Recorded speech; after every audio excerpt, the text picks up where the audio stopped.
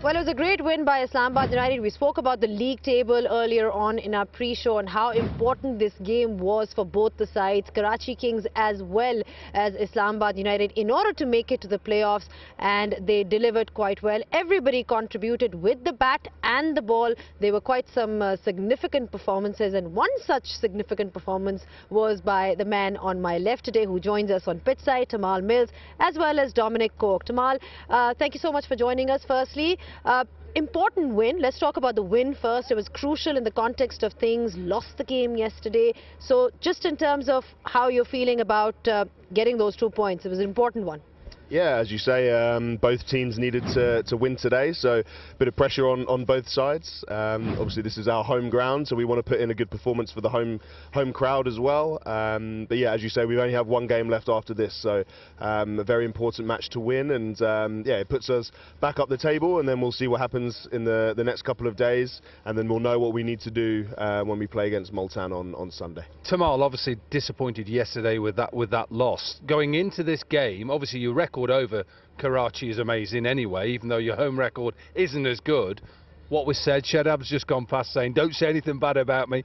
What was said on a serious note, because you really have to win this game because you've got to take on tabletop in Multan on Sunday. Yeah, look, we didn't try and put too much stress on it. I think everybody knew it was a very important game, and if we would have lost today, then we would have been struggling kind of going into Sunday. So everybody knew the significance of it.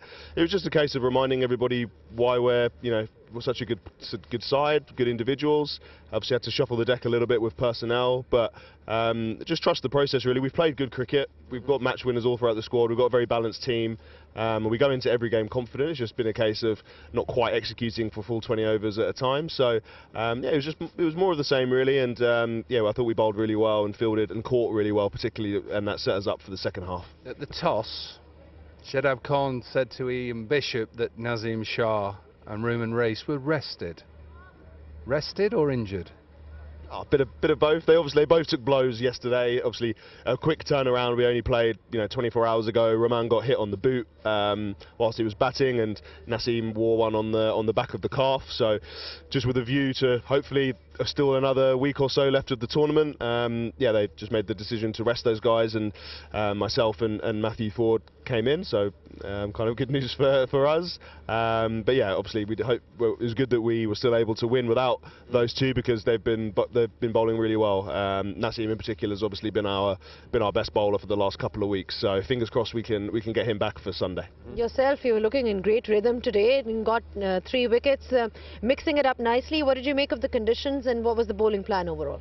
Yeah, it was an interesting pitch. It did a bit more than maybe what we're used to in Pindi. It certainly bounced quite a bit more from just back of a length. So we spoke about just trying to keep the stumps in play. It was pretty obvious as soon as we gave width, that was when we got hit for boundaries. So we just tried to attack the stumps as much as possible and use the surface as well, because there was certainly a little bit of bounce, and we saw that in the second innings as well. Even when Karachi were bowling, they were able to get the ball to bounce up off a length. So it was just a case of keeping the pace on more often than not and hitting the pitch hard. There's definitely, sorry Zainab, there's definitely a difference between this surface this year than last year. There's more bounce and it's sticking in the surface. Why? Oh, we're trying to explain it up there, and it's swinging more and at night as well. Why is that? Yeah, look, I'm not sure. I wasn't here last year. I was watching on TV when 240 was being scored regularly, so I'm glad that I wasn't maybe here for that one. But yeah, you're right. The boys say it always swings here early, but then after that it's normally a batting paradise. But for whatever reason, yeah, it's bouncing a bit more, it's seaming and kind of consistently all throughout the innings. So it's just a case of communicating that, identifying that as a bowling unit, and as I said to Zainab, communicating that well and talking to each other, making sure we all know, okay, one thing we spoke about today is you don't really need to go to your death skills, really, until the very, very end. If we can just keep smacking away, pace on, back of a length, the pitch will do the work for you. So communicating that nice and early, which I thought we did really well. And then the batting unit, obviously when we came to bat second, obviously they knew what was coming. They knew the ball was going to bounce a bit, so they could pick their balls a bit better, maybe pick their bowlers a bit better as well. So yeah, it's just assessing conditions, and yeah, but we'll see what we get when we come here again on Sunday. Well, you've got the younger lot around you as well, the Shah brothers, the 3 Shah brothers, Hunain, Naseem, as well as Ubaid. What's it like to be around them? And I mean, obviously plenty of experience that you've got. What's your conversation been like with them? Yeah, they've all been great. You know, Ubaid started the tournament in the team, and he's come out since Hanane has come in and done really well. He's shown really good skill both in the power play and at the end.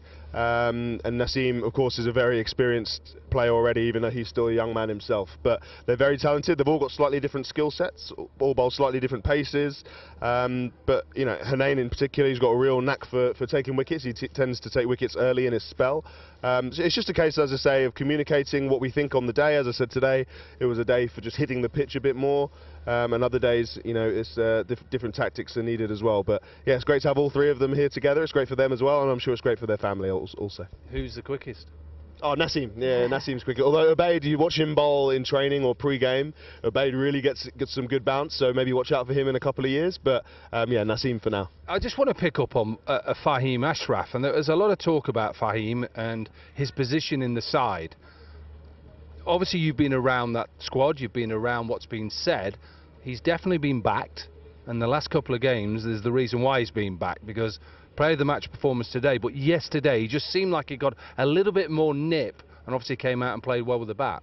Yeah, he's obviously a very important player for us. He bats at 7-8 and he's a good bowler and he's also a very good fielder. So he is the type of player you back. He isn't the type of player you drop after 2 or 3 bad games, because that disrupts the balance of your team. But yeah, he probably didn't bowl quite as well as what he would have liked to in the first couple of games, which happens. But yeah, it looks like he's hitting the pitch a bit harder, maybe running in that touch harder, maybe just keeping things a little bit simpler, not trying to do too many things. As I've said multiple times now, just looking to keep it very simple today and smack away, and he did that brilliantly. And then we saw in the game yesterday he batted excellently as well, and he took some really vital catches for us in the field over the last couple of days. So yeah, he's the type of player, when you've got somebody batting at 7 or 8 that also bowls and fields well, they're your most important players. So you got to trust them, you got to back them, and that's something that this team certainly does. So what are the plans now between now and Sunday? Because a much needed win, but of course you've got another game on Sunday. Yeah, I think we're going go-karting and paintballing tomorrow. So I won't be playing golf. I'll be asleep. So a few of the boys will be up early to play golf. But yeah, we have 2 days off now, which is great. As I say, hopefully Naseem and Rahman can rest up, and then we'll see where they are for Sunday. But yeah, a couple of days off now. I'm sure there won't be too much training or anything. The schedule's been pretty full on. But yeah, fingers crossed we can get another win on Sunday and then head off to Karachi for the last leg. All right, enjoy your go-karting experience then, and I'm going to let you off now. I'm sure you want to go and just celebrate with the boys and relax a little bit before you have another game. Well done to you. And there you heard it from Tymal Mills, of course, a jubilant Tymal Mills, because the much-needed points were gained by Islamabad United. We spoke about how important this game is for Karachi Kings and Islamabad United. Islamabad United now has gone up to that number 2 spot, right behind Multan Sultan. So it's been quite a jump thanks to that net run rate. They are sitting pretty at that number 2 spot, with Karachi Kings at number 5. It was an important game for them, but they weren't able to deliver when it was needed the most. Right then, so talking about this game, we've now been joined by Amir Suhail. Amir, just in terms of the performance of Karachi Kings, it was a bit of a disappointment from them. You look at that top order, there's been so much talk around that. The captain themselves, you talk about Shan Masood, hasn't really been able to deliver the runs. See, you asked him these questions while you were interviewing him, and I think they should look at their batting order. If they have a player like Karen Pollard batting at number 6, all the top order batsmen have to think, we have to set a stage for him to come out and finish off strongly. But I think they've been missing a point here. They have to readdress their approach to be able to perform better in this tournament. And if they are able to do that, they still have a chance. They're not out of the tournament as yet. Yeah. Because if Islamabad loses the next game, they still have a chance. So they really have to bring that belief in themselves to be able to compete well here. Absolutely, belief is what is required, but overall it's been a disappointing journey from Karachi Kings. They're still pretty much in the hunt, like Amir rightly pointed out, that they're not completely out, but the fact that they haven't been able to get any kind of combination going. They've been changing that top order. If you look at it, there's Tim Seifert, there's Mohammad Akhlaq. They've been changing things around, haven't really got stability at the top, which has been one of the reasons why they've not been able to score a lot of runs. Well, I think their highest opening partnership before this game was 22. They've not got a 50 opening partnership, so that doesn't help.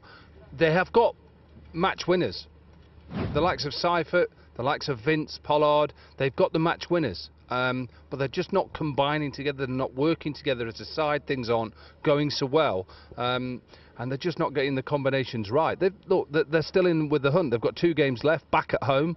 And they've just got to try and win them too and see how the other results go. But at the moment, the way that Islamabad have played, they've deserved to be now. I know they're second only on net run rate. They've only got 1 game left, but they've given themselves a chance of going through to the playoffs. Karachi, it's down to them. If they can perform, they may get in there. I just want to say one thing about Shan Masood.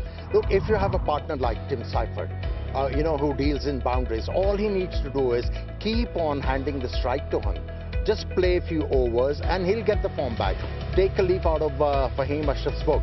1 good innings and you are back in form. I think when you look at the fixtures and you look at them in Rawalpindi, and you can see the fact that what's coming up. Obviously you've got Peshawar against Quetta. Quetta lost the last game. And then that game Karachi Lahore is a big one again for Karachi, because Lahore, that wounded team out of it, got nothing to lose. And then the big one, our last game here, where you've got obviously Islamabad taking on top of the table, and then you go to Karachi. So there's still so many things that can happen within this next 5-6 games going into those playoffs.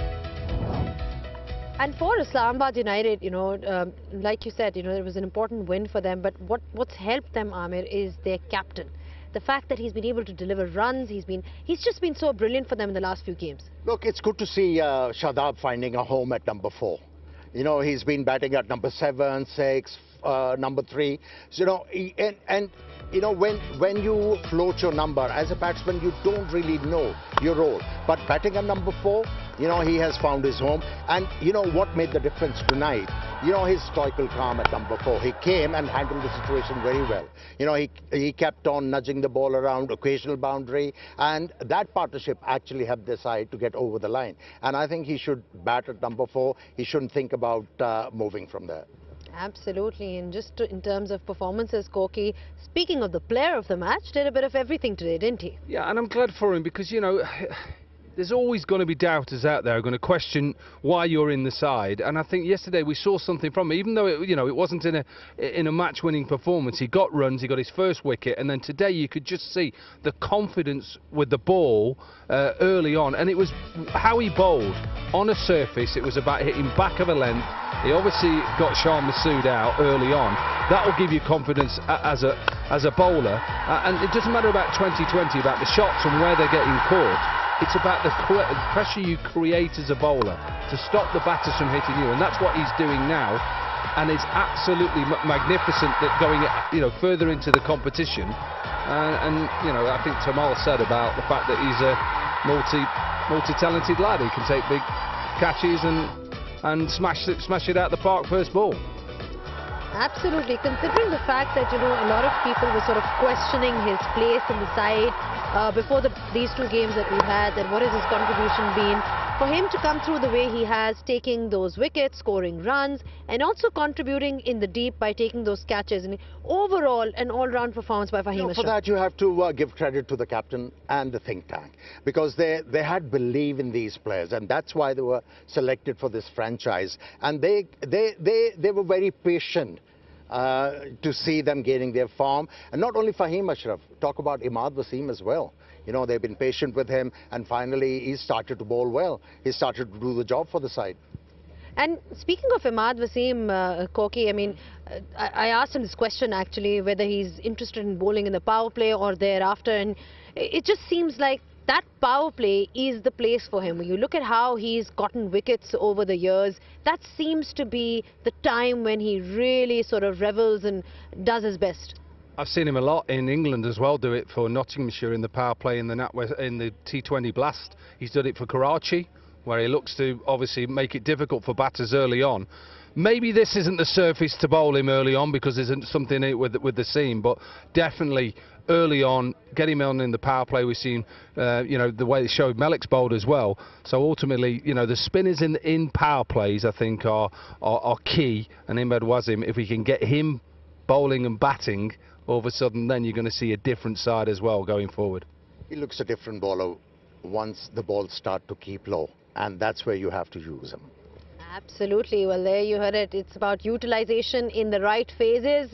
Well, I can tell you one thing, that we're entering the business end of the tournament and it's all getting really interesting in the HBL PSL. Peshawar Zalmi are up against Kora Gladiators tomorrow live at 6:38 p.m.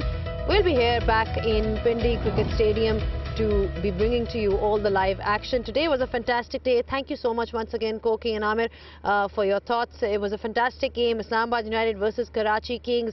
A pressure game, actually, because those 2 points are going to be significant in the longer run of where these teams stand. Peshawar Zalmi is still in the hunt. There's Islamabad United, there's Karachi Kings, and Multan Sultans is the only side that has actually made it to the playoffs. They've secured their spot at the top, but the other three are what people are looking at. All the other players are eyeing for those spots. So that's all that we have for you. See you tomorrow.